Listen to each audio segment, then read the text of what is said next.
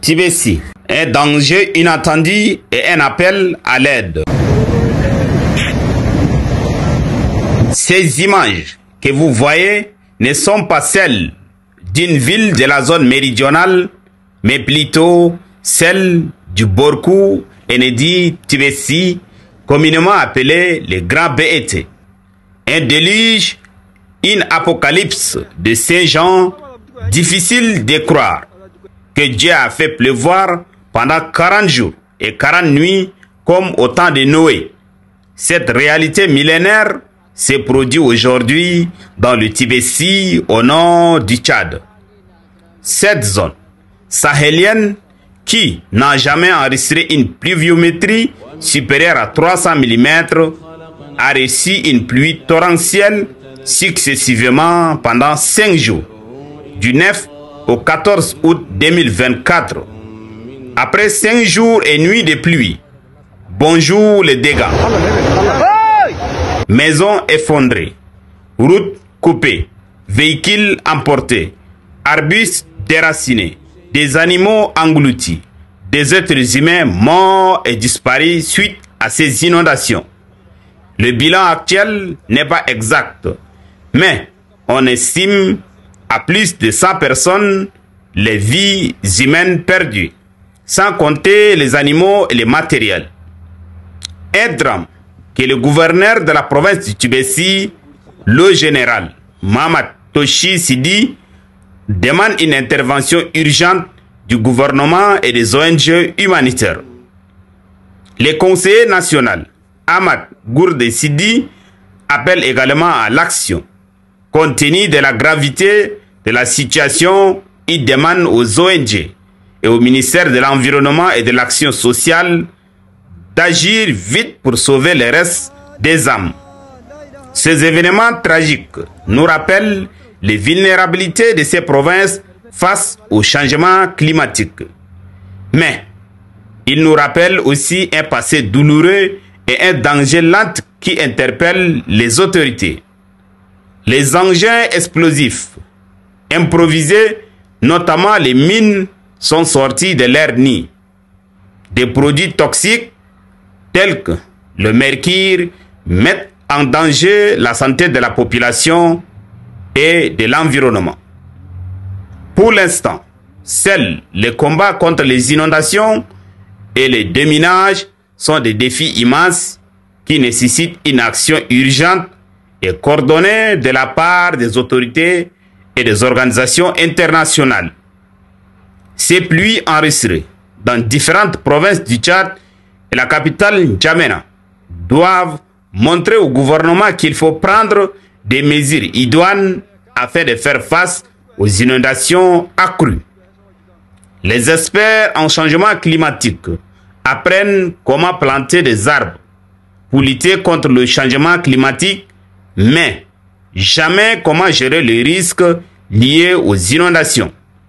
Entre-temps, le Tibessi, un territoire fragile, a besoin d'une attention particulière.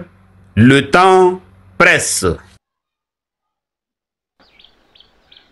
Alors, vous regardez cette image qui est voilà, très saisissante.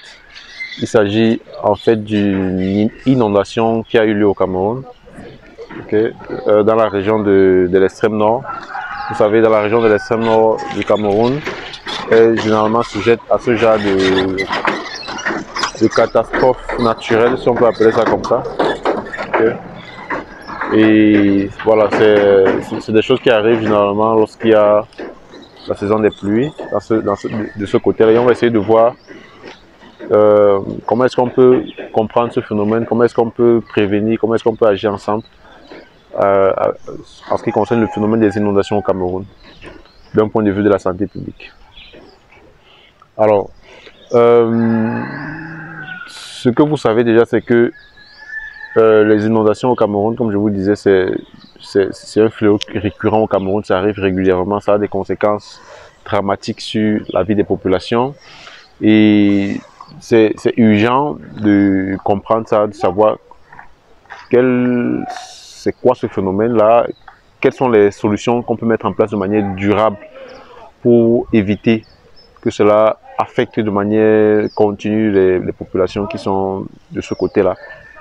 Et voilà, si on parvient à comprendre cela et à trouver comment est-ce qu'on peut prévenir, on pourra réduire l'impact de ces catastrophes naturelles, parce que c'est pas forcément du fait de l'homme. C'est vrai que les hommes peuvent avoir un impact, ou alors peuvent être aussi auteurs à un certain niveau de l'arrivée de ces différents éléments-là, mais on peut voir comment est-ce que on peut réduire l'impact de ce genre d'événements-là. Alors, comment est-ce qu'on peut comprendre ce phénomène des inondations au Cameroun? Quelles sont les causes? Qu'est-ce qui conduit à ce qu'on arrive à ce phénomène-là? Déjà, on peut parler par exemple du changement climatique. Okay, le changement climatique agit à plusieurs niveaux. Okay, il n'y a pas une certaine catégorie de population qui sont affectées par le changement climatique. Ici en Afrique également, on est affecté par le changement climatique. Okay.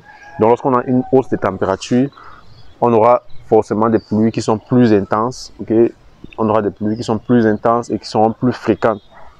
Et forcément, on aura ce genre de remontée d'eau. Il y a également ce qu'on peut appeler par exemple les facteurs naturels. C'est-à-dire que on aura une géographie qui a une certaine configuration avec des sols qui sont imperméables, okay, donc qui par exemple ne vont pas laisser passer l'eau. C'est notamment ce qu'on a dans la région de l'extrême nord. Et voilà, ça va conduire à ce qu'on aura la rétention des eaux. Il y a également ce qu'on va appeler les facteurs humains, c'est-à-dire que si on n'a pas une bonne urbanisation qui est mise en place, si l'urbanisation est faite de manière anarchique, okay, si on a une déforestation continue, okay, ou alors on a une gestion inadéquate des déchets, ça peut favoriser ce genre de phénomène-là. C'est-à-dire que on devrait mettre en place des méthodes d'urbanisation plus efficaces, okay, et stopper la déforestation pour éviter que ce genre de phénomène en arrive. Donc ça fait partie donc des causes de ce phénomène-là. Et comme conséquence, voilà, vous pouvez bien vous en douter, il y a un impact considérable sur la santé, avec les maladies hydriques, les lésions, les blessures que les gens vont subir, les stress post-traumatiques, parce que ça, figurez-vous, ça c'est un phénomène qui va faire en sorte que beaucoup de personnes puissent stresser davantage. Okay. Ça c'est sur le plan de la santé, si on peut dire physique. Et forcément, il y aura également des conséquences sur le matériel, avec la destruction de plusieurs habitations, les cultures, les infrastructures. Okay. Il y aura également des conséquences sur le plan socio-économique, avec les déplacements des populations, okay, l'interruption des activités de commerce, des activités économiques. Donc les conséquences sont à plusieurs niveaux. Donc ça, ce sont des éléments qui permettent de voir à quel point est-ce qu'une catastrophe naturelle peut avoir des conséquences vraiment générales sur la population. Et vous voyez, il y a des zones qui sont beaucoup plus vulnérables que d'autres, notamment à l'extrême nord. Okay. J'ai pu avoir des témoignages de certaines personnes qui vivent là-bas sur place, bon, mais que je ne vais pas forcément publier dans cette vidéo.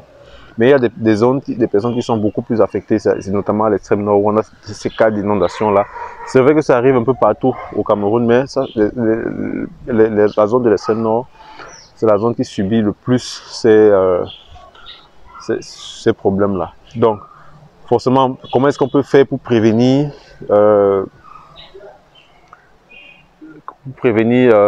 voilà, l'impact que cela a sur la population? Il faudrait mettre en place des mesures, ou alors des mesures de prévention à long terme, c'est-à-dire revoir l'aménagement du territoire, créer des zones humides, c'est-à-dire renforcer les barrages, créer des zones de drainage d'eau. Okay. Il faudrait mettre en place un plan de gestion des forêts, il faudrait faire le reboisement. Okay. Il y a déjà des projets dans cette région-là qui consistent à faire le reboisement, à lutter contre la déforestation, mais il faudrait mettre beaucoup plus d'accent là-dessus. Okay, il faudrait mettre en place un système de gestion des déchets beaucoup plus efficace, parce que si vous avez déjà été à l'extrême nord, vous savez que la gestion des déchets là-bas est tellement de manière archaïque. Okay, les déchets surtout les déchets plastiques, sont gérés de manière très archaïque, et il faudrait véritablement mettre un plan de gestion des déchets, collecter les déchets de manière sélective, traiter ces déchets-là, traiter les eaux usées. Il faudrait beaucoup plus de projets qui se concentrent aussi sur la gestion des déchets dans la zone de l'extrême nord, mettre en place un système d'alerte précoce, un plan de surveillance, un plan d'information, pour pouvoir voilà, essayer d'anticiper sur la survenue de ce phénomène-là. Également, il faudrait mettre en place des mesures de prévention à court terme, construire les digues, les canaux, élever les habitations, c'est-à-dire lorsqu'on met en place les habitations, il faudrait les élever pour que lorsque l'eau arrive, que ces habitations ne soient pas endiguées dans de l'eau. Et ça, c'est chacun a un rôle à jouer là-dessus. Okay? Chacun a un rôle à jouer. Il faudrait, sur le plan individuel, que chacun apprenne à ne pas jeter les déchets, par exemple, dans la nature, apprenne à économiser de l'eau. Ça, c'est sur le plan individuel, mais ça passe par l'éducation, okay, par la communication. Il faut sensibiliser les gens par rapport à cela. Okay? Il faut participer aux campagnes de sensibilisation. Okay? Il faut mettre en place des campagnes de sensibilisation. Ça, c'est notamment, ça concerne notamment les ONG qui travaillent dans cette zone-là, et également les services de la commune, okay? Les services étatiques également. Maintenant, quels sont les acteurs qui vont jouer? Parce que ça, c'est un rôle, ce sont des actions qui doivent être menées de manière concertée avec tous les acteurs. Okay? Il s'agit des pouvoirs publics, l'élaboration des politiques de prévention. Ça concerne beaucoup plus les politiques publiques qui vont donc élaborer ces politiques de prévention, mettre en œuvre des différents projets. Il y a également les organisations internationales qui vont apporter un appui financier, un appui technique, et qui le font déjà très bien, parce que la région de l'extrême nord, c'est l'une des régions où les ONG sont le plus implantées au Cameroun. Okay? Et aussi les sociétés civiles, les associations, les ONG locales, les communautés locales, qui doivent s'associer aux efforts du gouvernement et des ONG internationales. Donc il faudrait mettre en place des actions pour soutenir les initiatives qui sont menées par les décideurs politiques. Il faudrait se mobiliser en cas de crise. Voilà. Donc ça peut permettre de réduire et d'anticiper sur la survenue de tels phénomènes, parce que ça ne fait pas beau lorsque on voit des personnes qui décèdent dans ce genre de situation de noyade. Et voilà, il faudrait absolument mettre en place des mesures pour stopper l'impact de ce phénomène-là à long et à moyen terme. Voilà, c'est ce que je voulais partager avec vous. Est-ce que dans votre pays, vous vivez ce genre de situation-là? Si oui, comment est-ce que vous faites pour vous en sortir? Comment est-ce que vous faites pour prévenir la survenue de ce genre d'éléments?